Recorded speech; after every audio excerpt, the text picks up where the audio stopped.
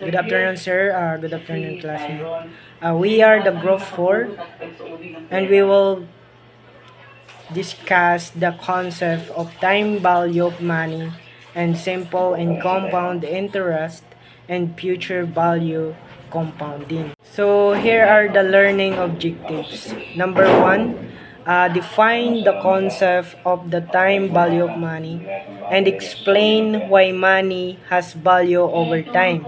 Number 2, differentiate between simple interest and compound interest. Number 3, compute the amount of simple interest and compound interest and total amount of the future value using given formulas. Number 4, explain the concept of the future value and compounding in financial decision making. Number 5, apply this concept to real life situations such as savings, loans, and investments. Now we will define the concept of time value of money.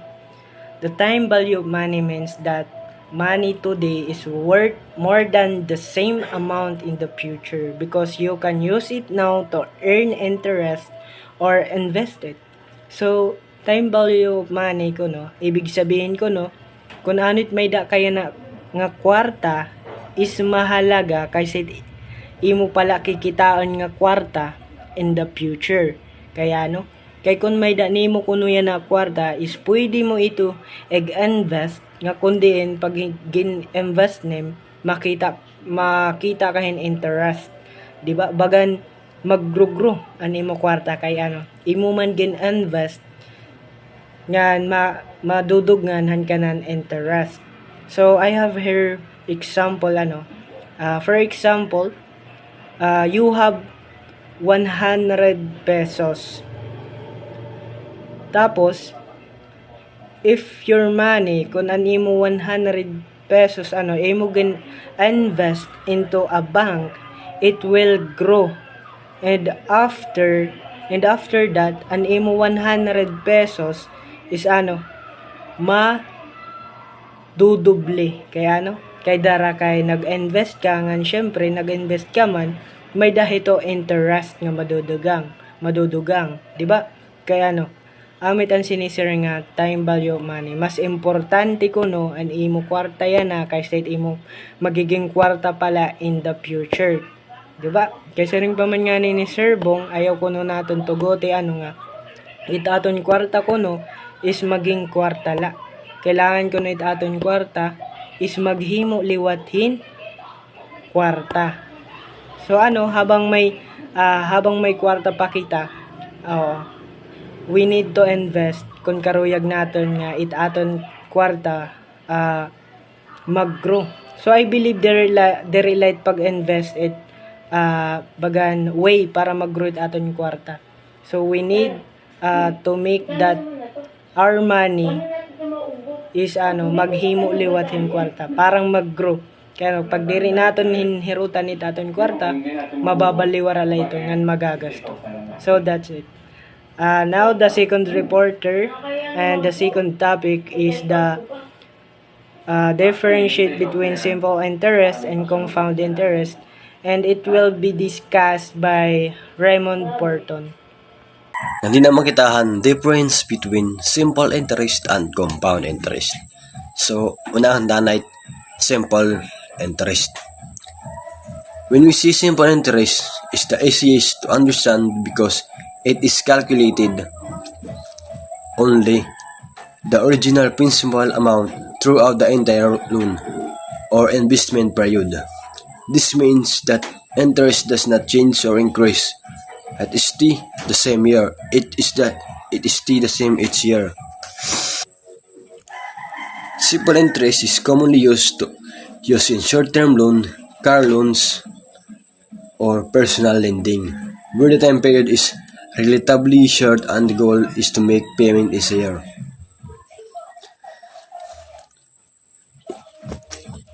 Sa madaling salita, simple interest yun is nabasilain hiya it original nga puhunan. Tapos di rin hiya nadudugan ito kada tuig or per year. Example simple interest is inutang kahin 10,000 na may 10% interest. Haloob yan 3 years. Per year naman manimbabaydan niya 10% interest. 10% interest is equivalent in 1,000. So, per year, may nimbabaydan niya 1,000. Kada tuig, may danim babaydan niya 1,000. Dan discussing na simple interest na di na makitahan compound interest. Compound interest. When you see compound interest is when we see compound interest is the other hand is a bit more complex because it's calculated not only on the original principal but also the interest that has already been added to it. In other words, the interest compound over time, meaning you earn interest on both the initial amount and the interest that accumulates each period. This makes the total grow faster than with simple interest.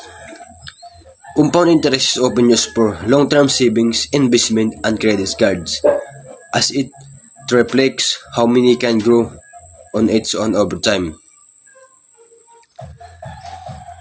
So, pagkaintindihin nga, compound interest is kabaligtaran lahat simple interest. Kung simple interest na diyan siya natubo kada tuig. Diyan natubo with interest kada tuig. Diyan na mga compound interest is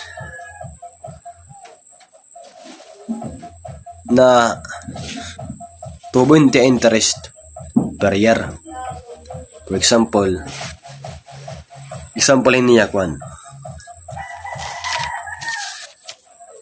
Inutang kahin 10% na may da interest. Inutang kahin 10,000 na may da 10% interest. Halobin tulo ka tuig. Halobin 3 years. Primero nga year, dire it maliliwat nga 10% interest. Pero ikaduha nga year, matudog na it magiging 15% na it. Tapos itika tulo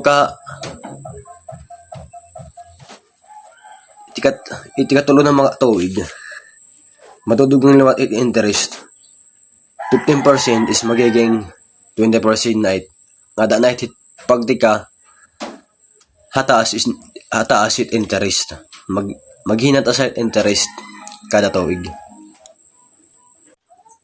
Madaling salita, dagat talaga yung bulikat ini nga compound interest ngayon simple interest. Kahit kung ano. Din hitayin hibabaruan kung paano kita mag-manage isa nga kwarta, kung paano tayo ini mapapalaguan, kung paano ta gagamitin inya kwartahin maupay nga paggamit. Maupay nga paggamit para aton pan araw-araw nga puhunan. Dahil liwatin hiyat epekto atin kay binubuligan kita niya kung paano kita maging wise sa pag-invest or kung paano kita magiging aware at mga nangyayari at pag-invest. Ngan habang magitanhin, pwede kitahin kumitahin mas madako pa nga income or mas madako pa nga. So now, let's move on to the number 3. Compute the amount of simple interest, compound interest, and total value. Or future value using Gibbings formula. So here are the formula of the simple interest. Principal times rate times time. And the formula of future value or sample interest equal principal plus simple interest. So here again the formula of compound interest, future value minus principal. Future value or compound interest equal principal times open parenthesis 1 plus rate square root times. Here are the example. If you invest 1,000 pesos at 10% for 2 years. So, nga nila nakitahan, simple interest. So, 1,000 times 0.10 times 2 equals 200. So, ini, igsusolve na yan ito din nga simple interest kung kaya naging 200. So, anya din nga 1,000, ito nan aton principal. So, anya din nga mga 0.10, ito nan aton percent. Anya ato nga 10%. So, aton gin change in to 0.10. So, anya na mga to is ito na naton years. Kumpara ka years. So, asyit nga naging to. So, yan ipaplasta na. So, 1,000 times 0.10 equals in to 100. Then, times na naman into. Bali, naging 200. Iton. So, nga naman gitahan, future value or simple interest. So, kanina, anaton kuan, yun naman, igkakapita ang principal, which is the 1,000. So, ang total kuan naman, ang total of simple interest is 200. Ito natin igta-plus. So, 1,000 plus 200 equals to 1,200. Gin plus lahiya. So, ano naman kitahan, compound interest. So, ang compound interest, igbubutang tanga diyan 1,200 ang totalhan future value. Then, igma-minus tahan principal ang 1,000. So, magiging 200 na la. So, aniya total compound interest is 200 pesos. So, ngayon na magkitahan future value or compound interest. So, didi, ang kuan niya is aniya kuan kukanta diyan igkakapi pista damaan principal, which is the 1,000 times open parenthesis 1 plus 0.10 squared. So igkakapi na mga diyan ikaduha an 1,000 then times andi diyan primero an 1 plus 0.10 di na lang kita mapokus. So ito nigpla-plus tahiya. So dida is magiging 1.10. Then copy na dawaan squared 2. Then, in second, ganito naman kita, copy na naman kitaan, principal, an 1,000. Tapos, ito na mga, ito na mga 10, kukanta na sa scientific calculator. So, open parenthesis, 1.10, open parenthesis, so ang linabas is 1.1. So, dida, ito nga 1.1, kay 2 years di na tayo times tight itself. So, ang linabas is 1.21. So, ito na mga 1.21, times tight principal. So, dida, principal times 1.21 equals to 1,210. So, ito nga 1,210, ang naton dida interest is nag 210. So, amwad to. Next is number 4. Explain the concept of future value and compounding in financial decision making. So future value means how much your money will be worth in the future after earning interest. Compounding means earning interest on both the money you put in and the interest you already earned. So this help people plan their savings and investment to reach financial goals. So, future value is tumutukoy kung magkano or pera magiging halaga ito yung kwarta, future, after nin kumita yung interest. While uncompounding naman is assign yung process, ipagkita yung interest, there ilah yung original nga puhunan kundi pati ang interest ngayon kinita before. Importante ni financial decision making kasi binubulikan kita nga magplano kung paano palalaguin ikwarta kung kailan mo pa mag-invest.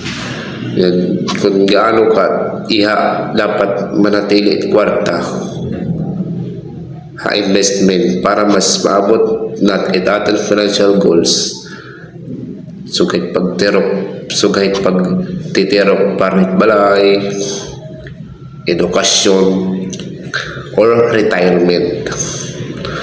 For example, if you invest 10,000 at an interest of 10% per year, after 1 year, you have 11,000, but with compounding in the second year, you earn interest not only your original 10,000 but also on the 1,000 interest. So your total will grow even faster, becoming 12,100 after 2 years. So this show how compounding helps your money increase more over time. So overall, future value on compounding is nagpapakita kung gaano kahalaga ito oras papalago it kwarta. Kapag mas maaga ka nagtikang magtirok or mag-invest,